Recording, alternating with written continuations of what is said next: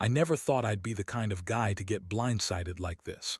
I mean, I thought I knew her, the woman I married, the woman I loved. We weren't perfect by any stretch, but I believed in us. Until the day I didn't, until everything crumbled in the worst way possible. It was a shitty week from the start. I just lost my job, laid off, no warning, no severance, just a kick in the teeth. That kind of blow hits harder than you expect. The kind of thing that makes you question your worth, your future, everything you thought was solid. I remember sitting on the couch that evening, staring at the ceiling, feeling my stomach churn. My wife, Sarah, was in the kitchen, humming softly, acting like nothing had changed. I wanted to scream at her, ask how she could be so indifferent, but I was too numb. That night I caught her. Not intentionally, I was just passing through the bedroom and saw the door slightly ajar. My heart kicked up into my throat. I pushed it open, expecting to find her asleep, maybe some late-night TV. Instead, I saw her and my best friend, Mark, tangled together in our bed. Their clothes were mostly off and they looked up at me like a couple of kids caught stealing candy. The sight hit me like a punch to the gut. My stomach dropped and my palms went sweaty.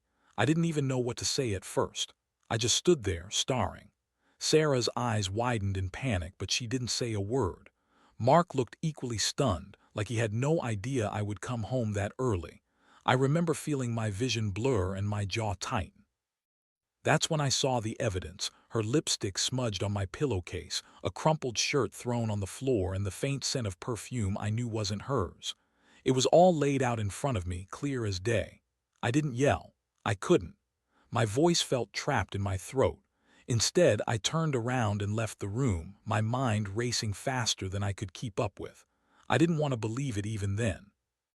It was like I'd been living in a fog, and now the fog was gone, replaced by a cold, heavy truth that refused to be ignored. That's when the questions started, pounding me. Had I ever really known her?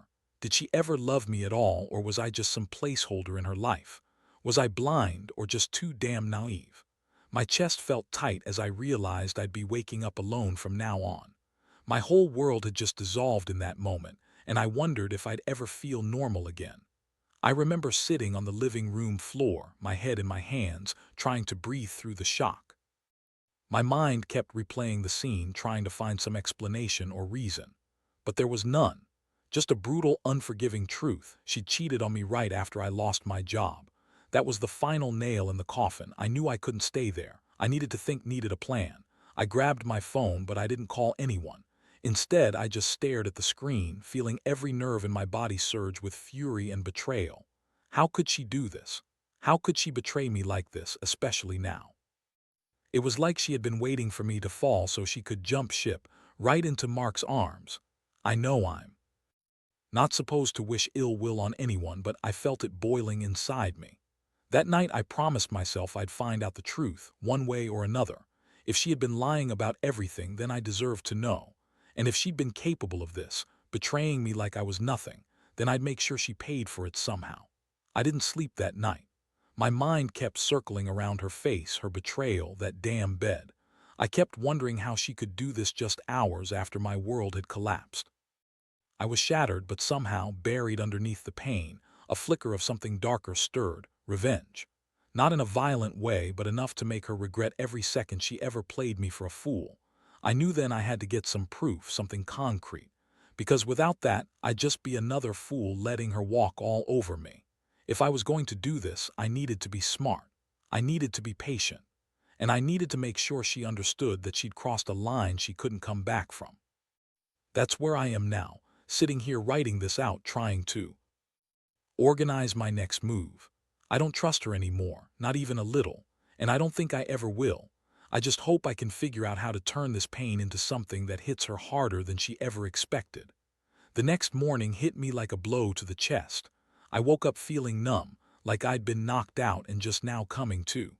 My mind kept circling back to what I saw, the way she looked in that moment, caught, exposed. I wanted to believe it was some sick mistake, a misunderstanding. But I knew the truth, and the truth was staring me in the face. I didn't want her to think I was going to go quietly, so I kept my cool. I got up, showered, and dressed like I was just going to work, something I knew I wouldn't do today. Instead, I headed straight for my laptop, determined to dig up whatever I could. I needed evidence, facts, something that would prove she'd been cheating. I wasn't going to rely on my gut alone anymore. I remembered she had always been careless about her phone. That was my first target. I unlocked her screen. While she was still asleep, my hands trembling, heart pounding. Her notifications were full of messages from Mark, some late-night texts that made me sick just thinking about them. I scrolled quickly, trying to find anything incriminating. There it was, a string of messages, flirty, suggestive. Words I wouldn't dare repeat, but they told me everything I needed to know. Then I found her email account. She'd been sending him pictures, nothing explicit, but enough to stir up rage. I downloaded everything. I wanted her to see I was paying attention. I wanted her to see I knew. I knew I was playing dirty now, but I didn't care. If she was going to betray me, I was going to make sure she regretted it. While I worked, she finally woke up. She looked over at me, her eyes still half closed, but I could see the guilt flickering behind them. "Morning," she mumbled, trying to act like everything was normal. I looked at her coldly. "Morning," I said. "We need to talk." She hesitated, then sat up a little straighter. "About what?" she asked, trying to sound innocent. I leaned forward, voice low but steady. "About the last night. About the messages, about Mark." Her face drained of color. She looked like a kid caught with their hand in the cookie jar. "Okay," she whispered, voice trembling. "I was going to tell you." "No," I cut her off. "You don't get to explain, not anymore. I've seen enough. I've got the texts, the messages, the pictures. You lied to me this whole time." She looked like she might cry, but I was past caring. I was too angry to feel anything else. I reached over and grabbed her phone, holding it up so she could see. "You thought you could just sneak around, cheat on me after everything I've been through? That's real fucking mature." Her shoulders sagged. "It was a mistake," she whispered.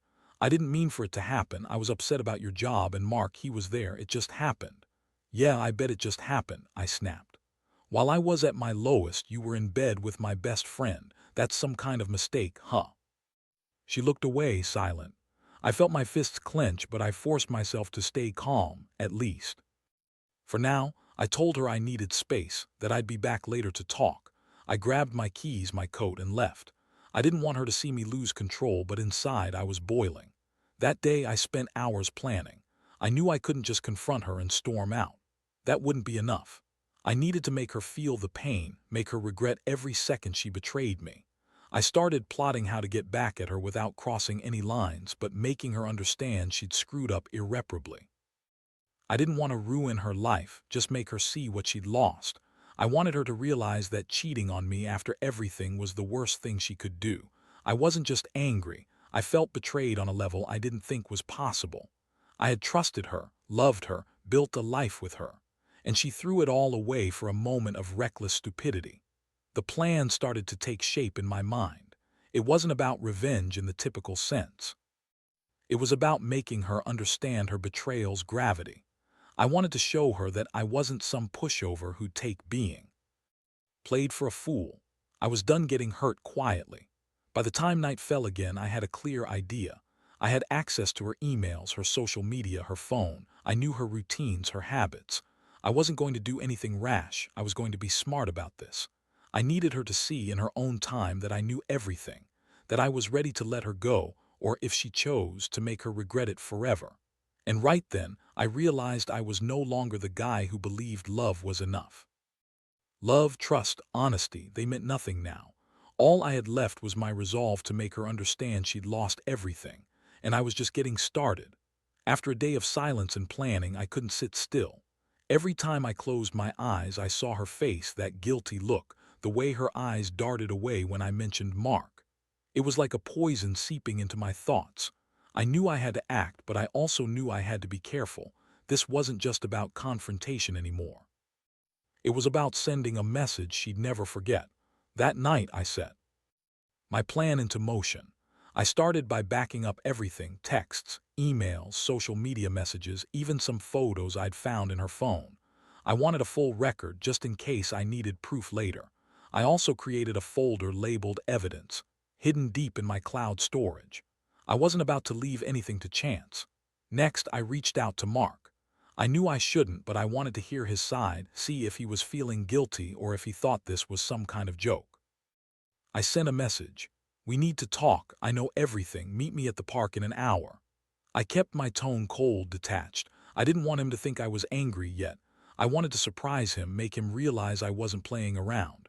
While waiting at the park, I felt my stomach twist. My palms were sweaty and I kept checking the time. When Mark finally showed up, I saw the guilt etched into his face. He looked nervous, fidgeting, avoiding eye contact. Look, I started, voice even but cold.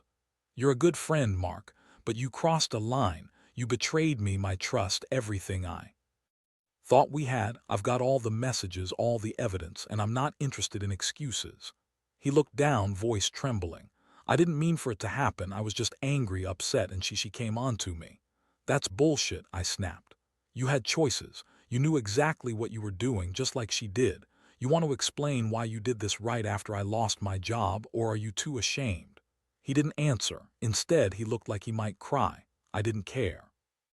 I told him to stay away from my wife, that I was done with both of them. Then I left, feeling a strange mixture of relief and rage. Back at home, I shut the door behind me and took a deep breath. I knew what I needed next. I wasn't going to just walk away and pretend this didn't happen. No, I had to send her a message, loud and clear. I started to put together a plan, a way to make her see how much she had hurt me, how badly she'd messed everything up. I knew she thought she was clever, sneaking around, hiding her lies. But I'd been patient, watching, gathering. Now it was time to turn the tables. I wanted her to feel the weight of her betrayal, not just hear about it, but see it, feel it. I wanted to make her realize that I knew everything, and that I was ready to make her regret ever crossing me. I set my alarm, knowing I'd have to act at just the right moment. I also spent the night researching ways to leave her a trail, something that would make her think twice before ever cheating again. Not just a slap on the wrist, but a lesson she'd never forget. Morning came fast, and I felt the adrenaline rush through my veins. I was ready. I knew what I was going to do. It was time to show her that her betrayal wasn't going to go unpunished. I was going to make her see that I had more power in this situation than she ever imagined. I'd been patient, watching her every move, and now I was about to make my move. The revenge wasn't about violence or destruction.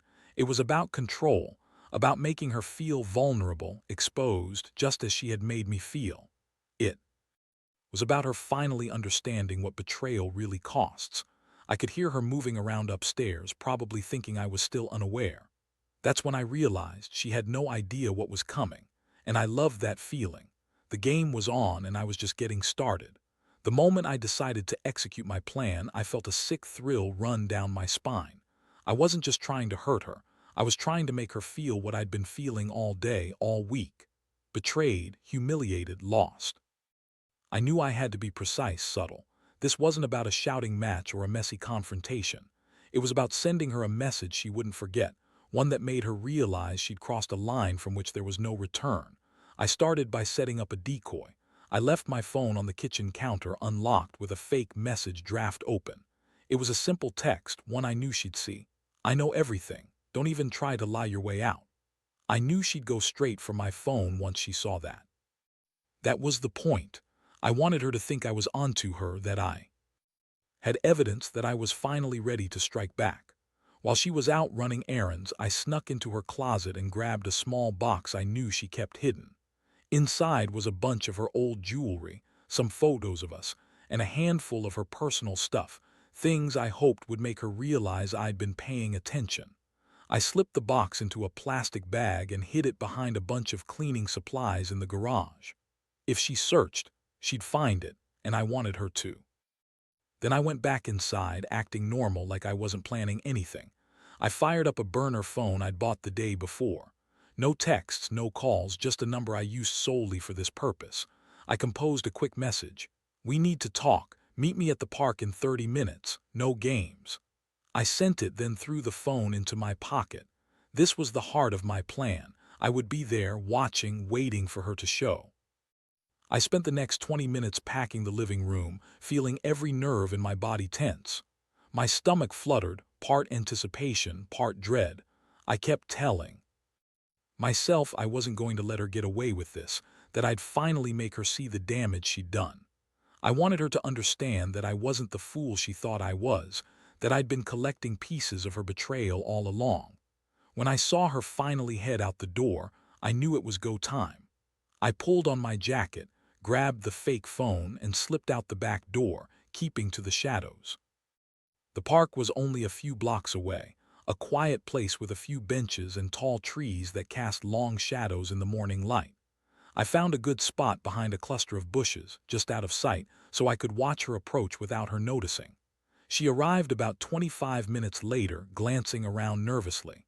I saw her check her phone, probably expecting me to be there. When she saw no one, she hesitated, then slowly made her way toward the park bench. I kept my distance, just enough to stay unseen but close enough to hear her if she said anything. Her voice was shaky when she finally spoke. "You said we needed to talk," she called out, trying to sound casual. "What's this about?" I stayed quiet for a second, watching her. She looked around nervously, her face pale, eyes darting for any sign of me. I was tempted to step out to let her know I was there, but I knew better: patience. That was the key now. Instead, I waited for her to get comfortable, then I finally stepped into view, walking out from behind the bushes. Her eyes widened in shock. She looked like she'd seen a ghost. "Hello, Sarah," I said, voice flat but cold. "Did you really think you could hide this from me forever?" Her face flushed. She stammered, trying to deny it, to explain, but I held up the fake phone, showing her the message. "That's right, I set this all up. I wanted to see if you'd come, and you did. So tell me, how long has this been going on?" She looked like she wanted to run, but I stepped closer, forcing her to face me. "Look," I said, voice low but steady. "I've got everything: texts, photos, your secret box. You've got nowhere to hide now. I hope you understand. You broke me. You broke us." Her voice cracked. "It was a mistake. I never meant for it to go this far. Didn't mean to, really. After everything we built, after all the trust I gave you." I shook my head. "You stabbed me in the back right after I lost everything. That's not a mistake, Sarah. That's who you are." She burst into tears, but I didn't feel sorry for her. Instead, I felt like I'd taken control, like maybe, for the first time, I was finally taking back some power. I told her I was done, that I'd be filing for divorce that week. I handed her the evidence I'd gathered: screenshots, the photos, everything. Her hands trembled as she looked at the proof. "You're really serious?" she whispered. "More than you'll ever understand," I said, turning away. I didn't want her to see the anger boiling inside me anymore. I just wanted her to see that I knew, and I was done playing her game. As I walked away, I felt a strange sense of relief. I'd finally exposed her. I'd made her see that her betrayal came with consequences. She was left there in the park, realizing that her lies had been uncovered by me, the man she thought she could manipulate. Now I knew what I had to do next, but for today I'd made my move. The ball was in her court, and I was done waiting for her to decide my fate. The fallout hit me like a freight train the next few days. I was riding a roller coaster of emotions: anger, relief, guilt, and an odd sense of clarity. I knew I had to follow through with the plan I'd laid out, but it wasn't just about punishing her anymore. It was about reclaiming what she'd taken from me: my dignity, my trust, my sense of self. I went to the lawyer's office first thing Monday morning. I didn't want to drag it out, didn't want to give her any false hope. I handed over the evidence I'd collected: screenshots of her messages, the photos, the box of her personal stuff I'd hidden. I told the lawyer I wanted a divorce fast, and that I wanted everything split fairly but firmly. My main goal was to make her understand she'd lost everything: trust, respect, the life I thought we had. As I left the lawyer's office, I felt a strange mix of emptiness and resolve. I knew she'd try to come back, try to spin some story to save herself, but I wasn't buying it. I made sure she saw who she was dealing with: someone who wouldn't accept betrayal quietly anymore. That afternoon, I went home with a plan to pack up her things. I wanted her to see I wasn't just leaving. She was losing her home, her life here. I gathered her clothes, her jewelry, even some sentimental stuff, things she thought I'd never touch. I packed them carefully, sealing everything in boxes. I was methodical, cold, and relentless. I wasn't going to give her a single reason to cling to me. She'd already thrown that away. While I was packing, she called. Her voice was frantic, pleading. "Can we talk, please? I'll do anything, just don't do this." I kept my tone calm, almost detached. "It's too late for that, Sarah. You had your chance. I saw everything I needed to see. You cheated, you lied, and you betrayed me. I'm done." She sobbed on the other end, begging for forgiveness. But I didn't bother to listen. I knew she was just trying to manipulate her way back in, and I wasn't falling for it. I hung up and kept packing. By the time she got home, I was finished. I handed her a thick envelope filled with everything, the evidence, the divorce papers, the key to the house. I looked her in the eye and said, "You're leaving tonight. Don't bother packing more, just take what you want. I don't want you near me anymore." She looked stunned, like she'd never seen this side of me before. Her eyes welled up again, but I was past feeling sorry. I was done being the forgiving husband. I wanted her to understand she'd crossed a line that couldn't be undone. As she packed her stuff, I felt a strange mixture of satisfaction and emptiness. I'd finally taken control, but the ache in my chest was still there. I wondered if I'd ever trust someone again, or if I'd just become someone hardened by betrayal. But I knew one thing for sure: I'd never let myself be this vulnerable again. The moment she left, I locked up the house and changed the locks. It was a clean break, no looking back. I handed over the keys to her. New apartment, a small act, but one that felt like closing a chapter I never wanted to reopen. Sitting alone after she was gone, I looked around the empty space. It was quiet, almost too quiet. I felt the weight of everything I'd lost, but also a strange glimmer of hope. I'd been betrayed, yes, but I'd also taken back some control. I'd learned a harsh lesson about trust, about people's true colors. Now I had to figure out what was next. But for the first time in a long while, I felt like I was finally starting to move on. And honestly, that felt pretty damn good. Whatever happens from here, I know one thing: the real revenge isn't just breaking her down, it's walking away knowing you didn't let her destroy you. That's the real power. Sitting here now, in the silence of my apartment, I can finally breathe without feeling like I'm suffocating under the weight of betrayal. The house feels emptier than usual, but oddly, that emptiness is a relief.